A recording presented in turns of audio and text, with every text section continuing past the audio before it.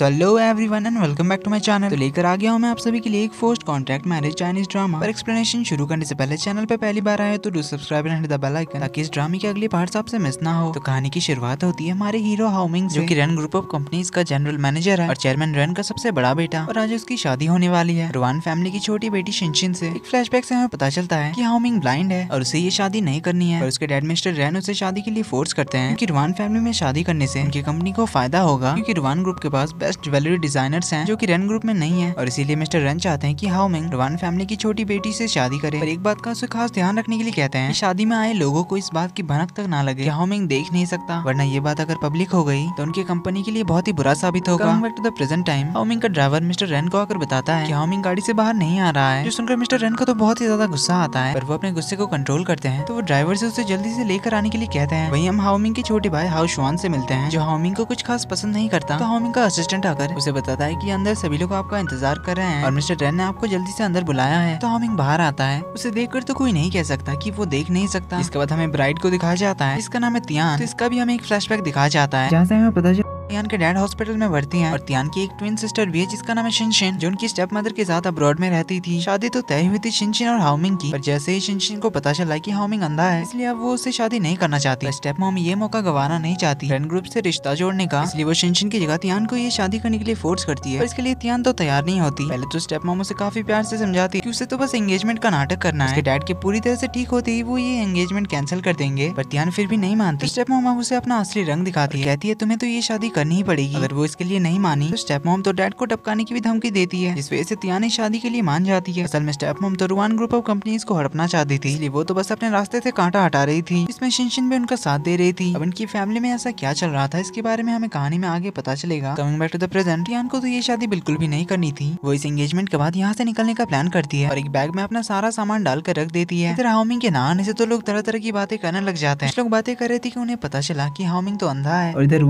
के भी कुछ कम चर्चे नहीं होते। लोग कह रहे थे कि मिस्टर रुआन की तो जुड़वा बेटियां थी, जिनमें से एक तो मिसेस रुआन के साथ रहती थी और दूसरी मिस्टर रुआन के मिस्ट्रेस के साथ, यानी कि जो शिनशिन और तियान की स्टेप मॉम है उसके साथ। मिस्टर रन कहते हैं कि ये लड़का अभी तक आया क्यों नहीं। इस पे हाओ शुआन तो हाओमिंग की मजाक उड़ाते हुए कहता है उन्हें दिखाई देगा तभी ना आएंगे। इधर हाओमिंग तो फुल स्वैग के साथ आ रहा था, जिससे उसका असिस्टेंट डिस्टेंस और डायरेक्शन गाइड कर रहा था। ड्रेसिंग रूम में तियान तैयार हो रही थी, वो नोटिस करती कि उसका कान का एक झुमका गायब है। वो उसे हर जगह ढूंढने लग जाती है पर उसे कहीं भी नहीं दिखता। देन वो अपने ड्रेस में ढूंढने लग जाती है कहीं वो झुमका उसके ड्रेस में तो नहीं फंस गया, तो वो अपने ड्रेस के अंदर चेक कर ही रही होती है। इधर असिस्टेंट हाओमिंग को ड्रेसिंग रूम तक पहुंचा देता है, तो हाओमिंग ड्रेसिंग रूम में एंट्री मारता है, वहीं उसके पैर के नीचे ही तियान के कान का झुमका आ जाता है। तियान तो उसे देखकर एम्बैरेस होने वाली थी, पर फिर उसे याद आता है कि ये तो अंधा है, इसलिए कुछ खास रिएक्ट नहीं करती। तो हाओमिंग झुमका उठाकर उसे देने के लिए हाथ आगे बढ़ाता है, पर तियान जब उसे लेने जाती है तो वो अपना हाथ पीछे कर लेता है, फिर तियान के क्लोज जाकर अपनी बाहों में डालकर अंदाजा लगाकर ही उसके कान में झुमका पहना देता है, जिससे तियान को दर्द होता है। इस वजह से तियान उस पर गुस्सा करने लग जाती है। इस पे हाओमिंग उसे कहता है कि शिनशिन अचानक से तुम्हारा बिहेवियर इतना रूड कैसे हो गया, फिर तुम ऐसी ही हो। तो तियान दोबारा से रूडली कहती कि हाँ मैं ऐसी हूँ। सुनकर हाओमिंग अपना बो टाई उतारकर फेंक देता है और तियान को उसके लिए एक दूसरा लाने के लिए कहता है। इसके लिए तियान पहले तो मना करती है, पर अभी इससे वो बहस नहीं करना चाहती है, इसलिए दूसरा बो टाई लाती है और उसके गले में बांधने लग जाती है, पर वो इतना कसकर बांधती है कि उसके गले में तो दर्द ही होने लगता है। तो हाओमिंग उससे अपने आप को छुड़ाता है और फिर से उसे धमकी देते हुए कहता है कि अभी बाहर मेरे साथ कोऑपरेट करना, वरना हम दोनों के लिए बिल्कुल अच्छा नहीं होगा, स्पेशली तुम्हारे लिए। तभी असिस्टेंट आकर उससे कहता है कि उनके स्टेज पर जाने का टाइम हो गया, तो दोनों मुस्कुराते हुए गेट से एंट्री मारते हैं। हाओमिंग ने अपने कानों में ब्लूटूथ लगाया हुआ था, जिससे उसका असिस्टेंट उसे गाइड कर रहा था कि उसे कितना दूर जाना है, सीढ़ी आने पर उसे ऊपर उठना है। तो इस तरह से दोनों की एंट्री हो जाती है। वहीं हाओमिंग को इतना बिंदास चलकर आता हुआ देखकर वहाँ मौजूद लोगों को तो बिलीव हो जाता है कि हाओमिंग अंधा नहीं है। तो दोनों स्टेज पर पहुंचते हैं। असिस्टेंट हाओमिंग को गाइड कर रहा था कि एंगेजमेंट सेरेमनी शुरू होती है। तो असिस्टेंट बताता है कि उसके राइट पॉकेट में रिंग है, जिसे निकालकर वो तियान को पहनाने जा ही रहा था। तो तियान भी अपना हाथ आगे करती है, पर हाओमिंग तो उसकी उंगली में अंगूठी पहना ही नहीं पा रहा था, क्योंकि भाई को दिखाई तो नहीं दे रहा था। ऊपर से असिस्टेंट को एक मोटा सा आदमी सामने देखने से रोक रहा था, जिसे कि हाओ शुआन ने इसी काम के लिए रखा था, ताकि उसके भाई के अंधे होने का राज सभी के सामने आ जाए और ये जो रूमर फैला हुआ है उसके अंधे होने के बारे में वो सच साबित हो जाए और उसकी जगह वो कंपनी का जनरल मैनेजर बन जाए। तो हाओमिंग काफी बार अंगूठी पहनाने की कोशिश करता है, एक बार भी वो उसके उंगली में पहना नहीं पाता। उल्टा इस कोशिश में तो उसके हाथों से अंगूठी नीचे गिर जाती है, जिससे सारे लोग तो बातें बनाने लग जाते हैं। तो इस सिचुएशन से निकलने के लिए तियान अंगूठी उठा लेती है और हाओमिंग को पकड़ा देती है और इस सीन को बस हाओमिंग नर्वस हो गया था ये बता दिया जाता है। फिर तियान खुद ही अंगूठी पहन लेती है जिससे उनकी एंगेजमेंट कंप्लीट होती है। इसके बाद तियान तो जल्दी से कपड़े चेंज कर निकलने लगी थी, तभी उसे हाओमिंग का असिस्टेंट आकर रोकता है और उसे हाओमिंग के साथ चलने के लिए कहता है। तो तियान कहती है मैं क्यों जाऊँ, इस पे असिस्टेंट उसे हाओमिंग के साथ शिनशिन का कॉन्ट्रैक्ट दिखाता है। इसमें साफ लिखा हुआ था कि एंगेजमेंट के बाद शिनशिन हाओमिंग के साथ मूव इन कर जाएगी। इससे अब तियान तो कंफर्म हो जाती है कि शिनशिन और उसकी स्टेप मॉम ने उसे हाओमिंग के साथ फंसाने के लिए ही इस शादी का प्लान किया है, जिससे अब तियान के पास और कोई रास्ता नहीं बचता, इसलिए वो हाओमिंग के घर मूव इन कर जाती है। तो असिस्टेंट उसका सामान उसके रूम तक ऊपर पहुंचाने की बात करता है। हाओमिंग उसे रोकते हुए कहता है कि उसका सामान है वो खुद लेकर चली जाएगी, आखिरकार वो इस घर में मेरी नौकरी तो है, इसलिए इसे मेरी हर बात माननी पड़ेगी और मेरे हर चीज का ध्यान रखना पड़ेगा। पर तियान कहती है वो ऐसा कुछ भी नहीं करने वाली। हाओमिंग उसे कहता है कि ठीक है, फिर मेरी बात ना मानने का कंपेंसेशन तुम्हें पता भी है कितना है, 50 मिलियन युआन। जो सुनकर तियान तो शॉक्ड रह जाती है। तभी असिस्टेंट उसे कॉन्ट्रैक्ट दोबारा से निकाल कर दिखाता है। इसमें साफ लिखा हुआ था कि अगर पार्टी बी ने पार्टी ए के कही हुई बातों को नहीं माना तो उसे पार्टी ए को 50 मिलियन युआन पे करना होगा ऐसे कंपेंसेशन। तो हाओमिंग उसे चिढ़ाते हुए कहता है कि शिनशिन, इस पे कि क्या तुम और तुम्हारी मॉम इतनी ज्यादा एक्साइटेड हो गई थी मेरे साथ शादी करने की बात करके, तुम कॉन्ट्रैक्ट साइन करने से पहले उसे पढ़ना ही भूल गई, पर अब तो तुम्हारे पास और कोई रास्ता नहीं है, तुम्हें मेरी बात माननी ही पड़ेगी। तो बेचारी तियान अब क्या करती, अपना भारी भरकम बैग उठाकर सीढ़ियों से जाने लग जाती है। तो काफी मेहनत के बाद अपना सारा सामान लेकर अपने रूम में पहुंचती है, जहाँ तक सामान उठाते उठाते तो उसकी हालत ही खराब हो गई थी। तो वो थोड़ी देर रेस्ट करने के लिए बेड पर जाकर लेट जाती है। तभी असिस्टेंट आकर उसे उठाता है, उसे कहता है कि मिस्टर वन, बॉस ने आपको नीचे बुलाया है उनके लिए खाना बनाने के लिए। तियान उसे गुस्से से कहती है कि जाकर अपने बॉस से कह दो मैं ऐसा कुछ भी काम नहीं करने वाली। इस पे असिस्टेंट उसे कहता है कि बॉस ने मुझे ये भी कहकर भेजा था कि अगर आपने इसके लिए मना किया तो मैं आपसे 50 मिलियन युआन वसूल करके ले आऊं। सुनकर तियान तो नीचे चली जाती है उसके लिए खाना बनाने के लिए। तो नीचे जाकर वो देखती है कि टेबल पर तो जिंदा क्रेफिश पड़े हुए थे, जिन्हें हाओमिंग उसे पकाने के लिए कहता है। तियान को तो बड़ा ही डर लग रहा था उन क्रेफिशेस से, इसलिए वो कहती कि वो ये सब बना नहीं पाएगी क्योंकि उसे क्रेफिश बनाना नहीं आता। इस पे हाओमिंग उसे कहता है कि फिर हमारी सीरी कब काम आएगी। तो हाओमिंग सीरी से क्रेफिश बनाने का रेसिपी पूछता है। सीरी इसका प्रोसेस बताने लग जाती है। पहले तो क्रेफिशेस को सॉल्ट वाटर में डालो। तो तियान सॉल्ट वाटर गर्म करके ले आती है। फिर सीरी बताती है कि मसाले लेकर आओ। तो तियान मसाले लेकर टेबल में आकर रख देती है। फिर दूसरी चीजों की तैयारी करने जाती है। हाओमिंग तो पानी का ग्लास समझकर मसाला ही पी जाता है, जिससे भाई की तो हालत ही खराब हो जाती है। तो वो पानी पानी चिल्लाने लग जाता है और पानी ढूंढते हुए टेबल पर अपना हाथ फेरने लग जाता है। इस वजह से उसका हाथ क्रेफिश के कंटेनर पे पड़ता है। क्रेफिश कंटेनर से बाहर टेबल पर आ जाती है। इसमें से एक तो हाओमिंग की उंगली पर भी काट लेता है। हाओमिंग की तो और बैंड बच जाती है। तो वो चिल्लाते हुए तियान को बुलाने लग जाता है। तियान भागकर पानी लेकर आती है। तो हाओमिंग उसे कहने लगता है कि ये सब तुमने ही प्लान किया है ना। तियान कहती है मैंने क्या किया, मैं तो तभी से किचन के अंदर हूँ। तो हाओमिंग कहता है छोड़ो वो सब, अब मेरी मदद करो, मेरी उंगली से क्रेफिश को हटाओ। फिर उस पर गुस्सा करने लग जाता है कि पहले तुम मुझे बता नहीं सकती थी कि ये क्रेफिश काट भी सकती है। तो तियान डरते हुए अपने हाथों से क्रेफिश को हटाने के लिए जाती है, पर क्रेफिश तो उसे काटने लग जाती है, इसलिए वो डरकर हाथ पीछे कर लेती है। इसके बाद वो एक लाइटर उठाकर ले आती है, क्रेफिश को जलाने लगती है। इस चक्कर में हाओमिंग का ही हाथ जल जाता है। वो एक चाकू लेकर आ जाती है, क्रेफिश को काटने लगती है। उसका एम तो क्रेफिश पर लग ही नहीं रहा था। इसके बाद पता नहीं क्यों लेकिन वो चिल्ली पाउडर क्रेफिश के ऊपर छिड़कने लग जाती है, इससे उल्टा हाओमिंग को ही जलन होने लगती है। तो हाओमिंग उसे अपने बकवास आइडियाज बंद करने के लिए कहता है और सीरी से पूछता है कि अगर क्रेफिश किसी की उंगली काट ले तो उसे क्या करना चाहिए। सीरी जवाब देती है कि उसे सॉल्ट वाटर में डुबा दो। तो हाओमिंग यही करता है, सॉल्ट वाटर में अपनी उंगली डुबा देता है, जिससे क्रेफिश उसकी उंगली छोड़ देता है। पर उसकी उंगली तो पूरी तरह से सूज गई थी। तो रात को तियान अपनी कंपनी के साइट पे उसकी डिजाइन की हुई ज्वेलरीज को देख रही थी, जिन्हें वो ओलिविया नाम से डिजाइन करती थी, पर किसी को भी उसके असली आइडेंटिटी के बारे में पता नहीं था। तो उसकी डिजाइन की हुई सारी ज्वेलरीज बहुत ही महंगी आती है, पर तुरंत उसके सारे ज्वेलरीज बिक जाते हैं, इससे लोग तो उसके डिजाइन की काफी तारीफ करते हैं। तभी असिस्टेंट बाहर से आवाज लगाता है कि आपको बॉस ने बाथरूम में बुलाया है क्योंकि उन्हें नहाने में आपकी मदद चाहिए। इस पे तियान दोबारा से गुस्सा करते हुए कहती है क्या तुम्हारा बॉस दिमाग से पैदल है या फिर छोटा बच्चा जिसे नहाने में मदद चाहिए। तो जाकर बोल दो उस परवट बॉस से कि मैं नहीं आ रही हूँ। तो असिस्टेंट वही सेम डायलॉग चिपकाता है कि अगर आपने उनकी बात नहीं मानी तो फिर 50 मिलियन युआन का कंपेंसेशन तैयार रखने के लिए कहा उन्होंने। इधर हमें हॉस्पिटल का सीन दिखाया जाता है, जहाँ हमें पता चलता है कि स्टेप मॉम तो तियान के डैड को टपकाने का फुल प्लान बनाकर रखी थी। तो वो डॉक्टर के साथ मिलकर उन्हें कुछ दवाई दे रहे थे, इससे मिस्टर रुआन अब दोबारा से कभी नहीं उठ पाएंगे। उनकी ये सारी बातें मिस वांग सुन लेती है, जो कि मिस्टर रुआन की केयर टेकर थी और उन्हें यहाँ तियान नहीं रखा था ताकि उन्हें उसके डैड के साथ हॉस्पिटल में क्या कुछ हो रहा है इसके बारे में पता चले। तो ये सुनते ही मिस वांग तियान को कॉल करके स्टेप मॉम के प्लान के बारे में बता देती है। इस पे तियान उन्हें उन पर नजर रखने के लिए कहती है, तक वो अपने डैड को किस तरह बचाएगी इस बारे में सोचेगी। इधर हाओमिंग की तरफ से तियान का दोबारा से बुलावा आता है, तो तियान को बाथरूम जाना ही पड़ता है, जहाँ हाओमिंग उसे अपनी सूजी हुई उंगली दिखाता है और कहता है कि मैं इसकी वजह से खुद से नहीं नहा सकता अब, क्योंकि मेरी इस हालत की जिम्मेदार तुम हो, तो अब तुम्हें ही मुझे नहाने में हेल्प करनी पड़ेगी। कहकर वो तियान से अपने कपड़े उतारने में उसकी मदद करने के लिए कहता है। इससे तियान तो शॉक्ड हो जाती है। इसी के साथ एपिसोड 2 का एंड यहीं पे होता है। तो ये वीडियो पसंद आई तो वीडियो को लाइक कर देना, चैनल पे पहली बार आए हो तो do subscribe and hit the bell icon. जल्दी ही मिलते हैं सीरीज के अगले एपिसोड के साथ। तब तक के लिए take care and bye bye.